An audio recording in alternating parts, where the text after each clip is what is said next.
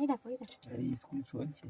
School এই চলছে। Tata tata ওই লেভেলে টাটা টাটা দেখছে না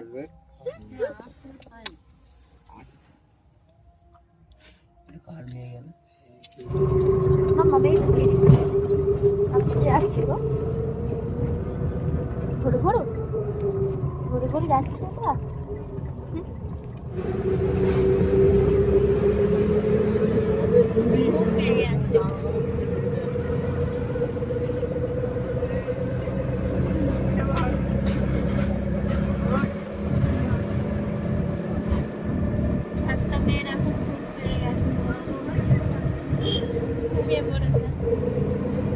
দেখা হয়ে গেছে, কেটে বসে আছে, ঘুমিয়ে পড়েছে। উঠে পড়ো মাম্মা ওঠো ডাকো ওঠো মাম্মা উঠে পড়ো উঠে পড়ো চলে এসেছি। হঠাৎ করেই প্ল্যান করে চলে এসেছিলাম পৈলান মন্দির দর্শন করতে। তো আমি আগে একবার এসেছিলাম যখন মন্দিরটা উদ্বোধন হয়েছিল, কিন্তু আপনাদের পছন্দের শিষ্যারানী এখন একবারও আসেনি, তাই ভাবলাম ওকে নিয়ে চলে আসি। আর আমার মা কাকিমারাও ওরাও এখনও একবারও দেখে যায়নি, তাই জন্য কাকিমাই বললো চনা সবাই মিলে একটু ঘুরে আসি, খুব ভালো হয়েছে নাকি মন্দিরটা। আমি বললাম তাহলে চলো সবাই মিলে যাওয়াই হোক। বলে গাড়ি রিজার্ভ করে আমরা বাড়ি থেকে বার হয়েছিলাম 3:30টায়। তো এখানে 4:30টার সময় পৌঁছে গিয়েছিলাম। তো কখন গেট খুলতো আমরা জানতাম না, কিন্তু এসে দেখছি গেট খুলে দিয়েছে, অনেকেই ঢুকে গিয়েছে। আমরা 2 নম্বর গেট দিয়ে ঢুকেছি। ঢুকে তারপরে ভালো করে দেখছিলাম কোন দিক দিয়ে যেতে হবে না হবে। আপনারা যারা মানে গাড়ি নিয়ে আসতে চাইছেন গাড়ি নিয়ে আসতে পারেন। এখানে পার্কিংয়ের অনেক বড় মানে জায়গা আছে, কিন্তু পার্কিংয়ের চার্জ দিতে হবে আর কি। কিন্তু ঢুকতে গেলে কোনো টিকিট মানে নেই, মানে এমনি আপনারা ফ্রিতেও ঢুকতে পারবেন। কিন্তু মন্দিরে ওখানে পূজাটা দিতে গেলে তখন একটা ডালা নিতে হয়, সেই জন্য 50 টাকা লাগবে, তাছাড়া আর কোনো খরচা নেই।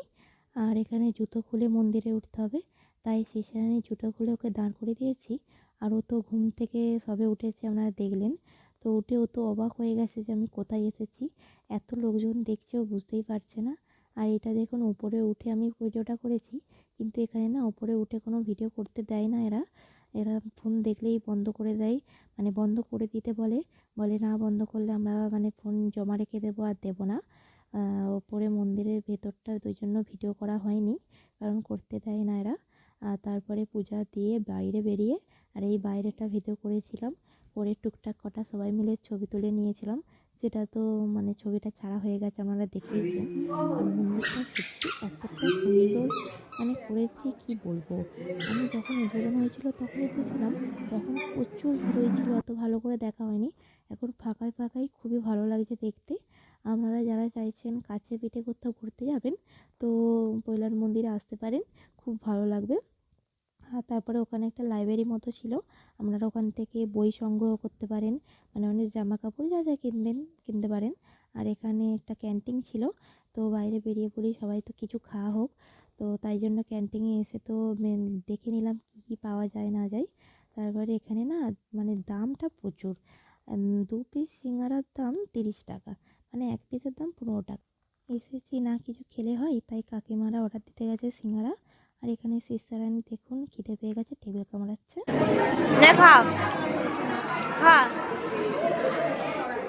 কেমন বল দোকান তোমরা ভালো কেমন?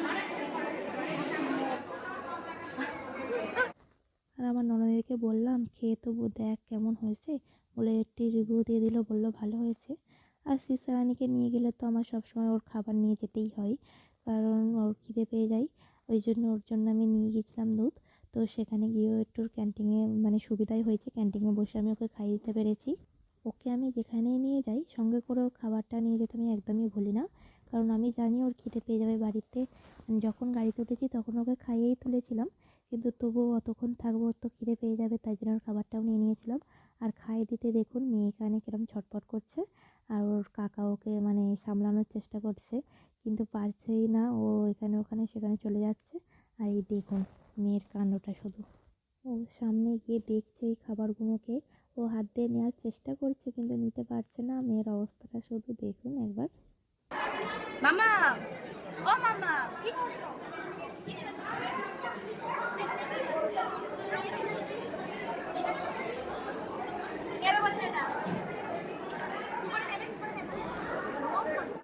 তারপরে তো আমরা খাওয়া দাওয়া করে বাইরে বেরিয়ে চলে আসছিলাম।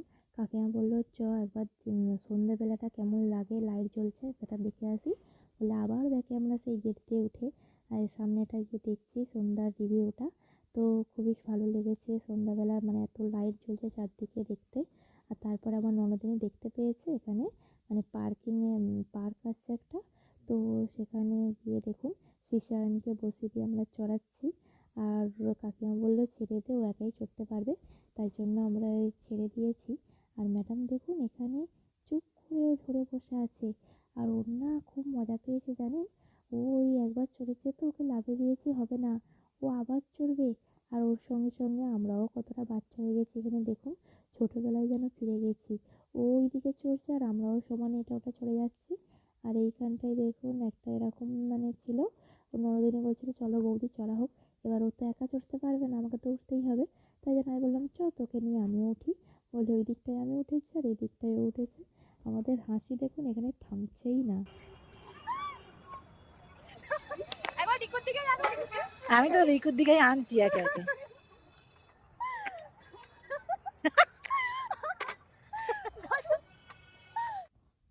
তারপরে দেখলাম ওর কাকা এখানে এটা উঠেছে, তাই আমরা ভাবলাম আমরাও পরপর উঠে পড়ি। বলে প্রথমে তো ননদিনীকে বললাম তুই যা, তারপরে আমি যাচ্ছি।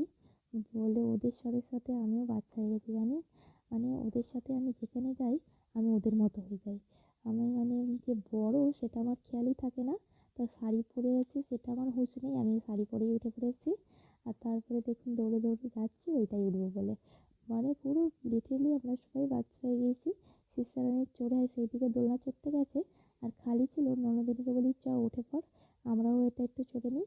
আর ওর মানে আমার দেওর সে মানে গাড়িটা ঘোরাচ্ছে, বলে আমরা দুজনে বসে পড়েছি আর ও ঘোরাচ্ছে। মানে খুব মজা পেয়েছি জানেন। ওই দিকটা মানে সন্ধ্যাবেলাটা না গেলে বুঝতেই পারতাম না যে ওইদিকে পার্ক মতো আছে। বুঝতে পেরেছি বলে এখানে আমাদের কতটা সময় কেটে গেছে জানেন, নাহলে আমরা জানতাম না, বাড়ি ফিরে আসতাম। কাকিমা বললো বলে এইদিকে এলাম, এসে এই দিকটায় খুব ভালোই লেগেছে।